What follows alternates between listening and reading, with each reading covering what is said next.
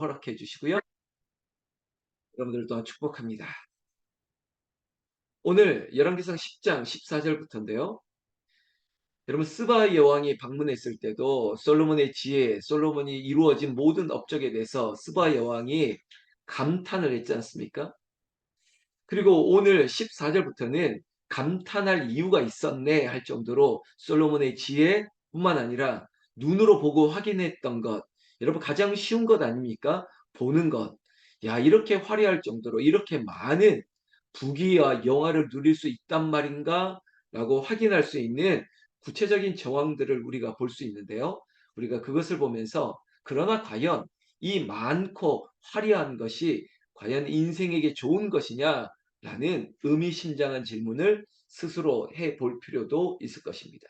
왜냐하면 이 부귀와 영화가 솔로몬에게 개인에게 분명히 큰 죄의 동인이 될 수 있는 여지가 있다는 것입니다.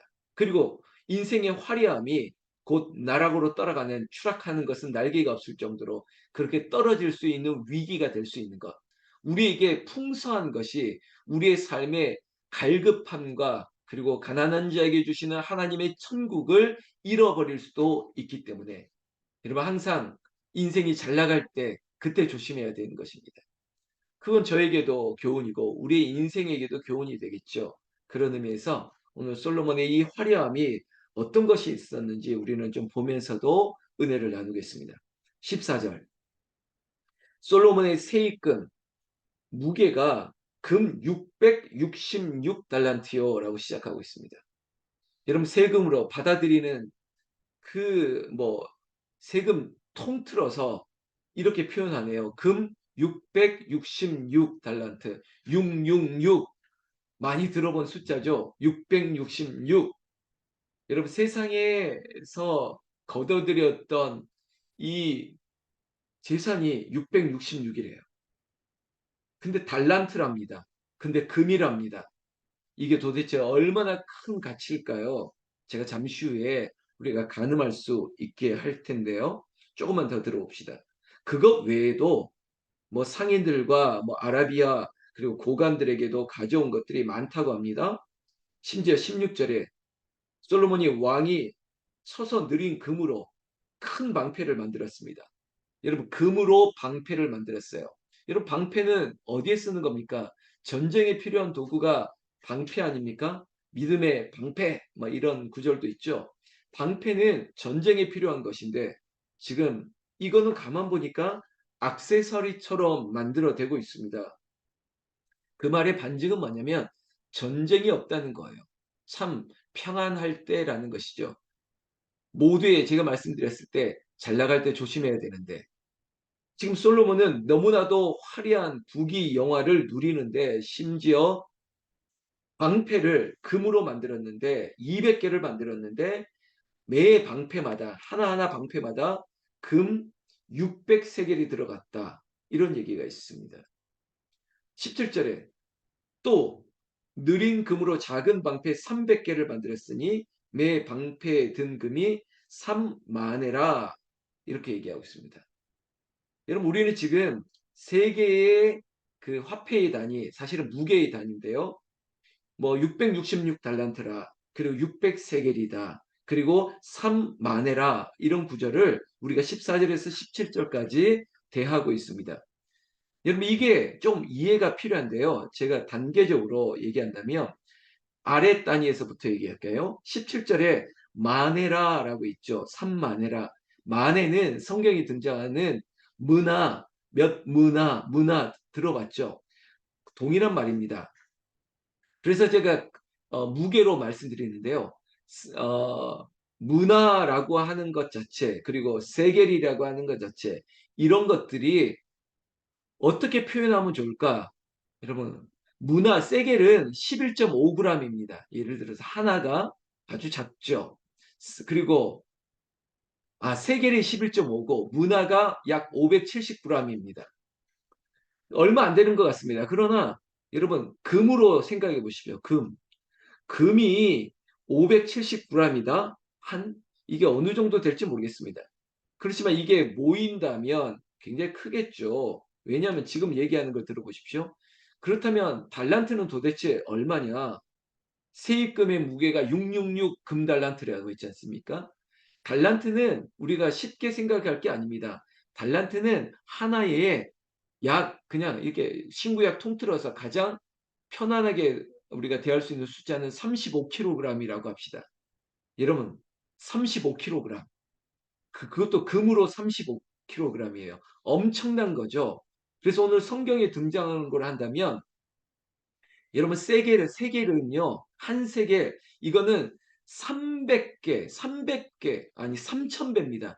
그러니까 달란트로 한다면 세겔이 3000개가 모여야 되고요. 그리고 문화는 약 600개가 모여야 돼요. 60배가 모여야 됩니다. 그러니까 달란트는 너무나도 큰 금액인데 도대체 달란트 666 달란트는 금으로 얼마나 되느냐? 제가 쉽게 좀 얘기해 볼까요? 이거를 계산했더니 약 23,310kg입니다. 23,300. 그러면 더 쉽게 좀 이해하기 좋다면 여러분 1톤 트럭 있죠? 1톤 트럭으로 23대입니다. 여러분 1톤 트럭 23대에 금을 가득 채웠다고 생각합시다. 어마어마하죠. 1톤 트럭 23대에 금을 실어서 솔로몬 앞에 갖다 대고 있습니다.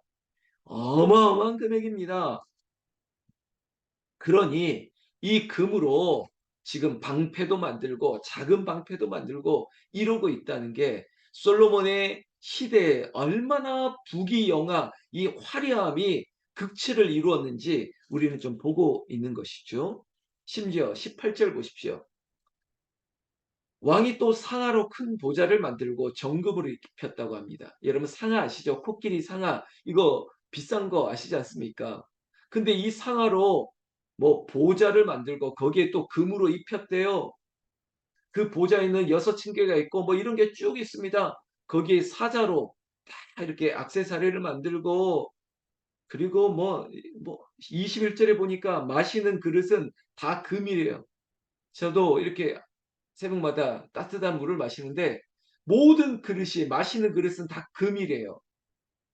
여기에 히람의 배에 그때는 뭐 원숭이 이것도 귀했나 보죠. 금과 음과 상아와 원숭이들이 그리고 공작들이 막 들어옵니다. 다 화려한 것들이죠.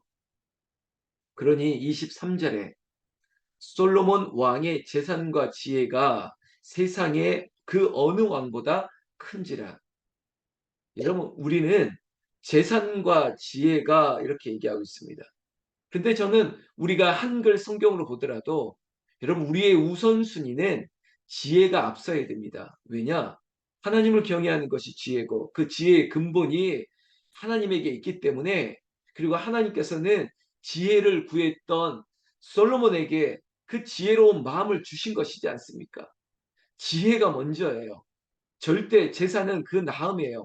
하나님도 솔로몬에게 그 지혜로운 마음을 구했기 때문에 그 중심을 보시고 네가 구하지 아니했던 부귀와 영화와 장수하는 것까지 하나님께서 더하여 주신 것이죠.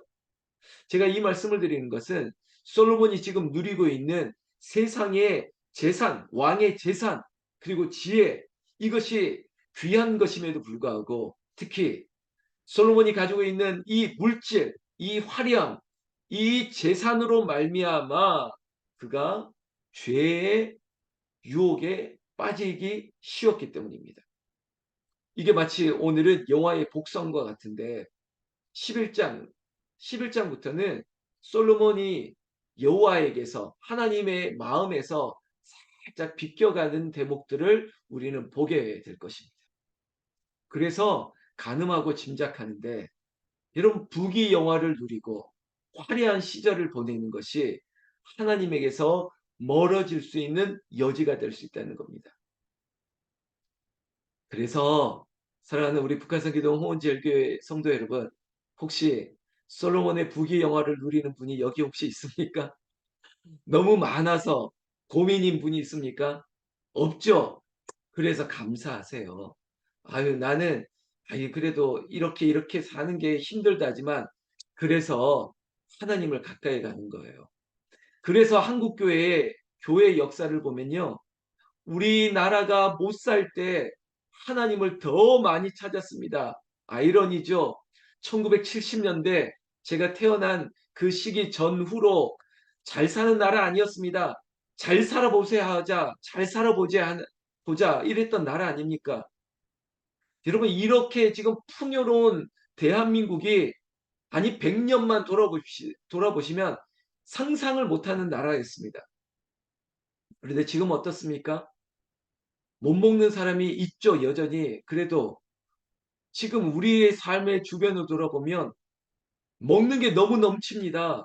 너무 많이 먹어서, 너무 많이 먹어서 고민이에요. 아니, 먹고 살 빼는 게 너무 힘들어하는 분들이 있습니다. 이게 도대체 뭡니까? 당뇨, 고지혈증, 이런 게 어디서부터 온 질병인데요. 너무 많은 거예요. 너무 누리는 거예요. 너무 풍족하니까 하나님에게서 멀어지는 거죠. 주일 성수.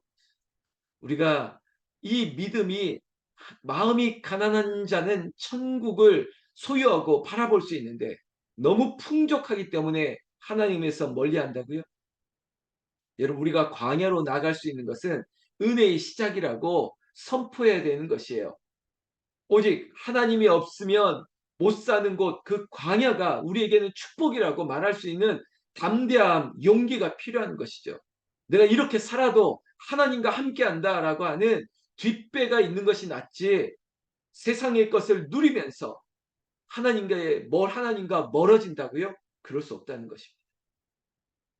23절에 재산과 지혜가 세상의 그 어느 왕보다 많았다는 게 자랑이 아니라 오히려 이때부터 더 겸손하고 더 순종함으로 내려가야 될 텐데 아니요. 솔로몬 왕은 이 순간부터 점점 나락으로 떨어져 가기 시작했습니다.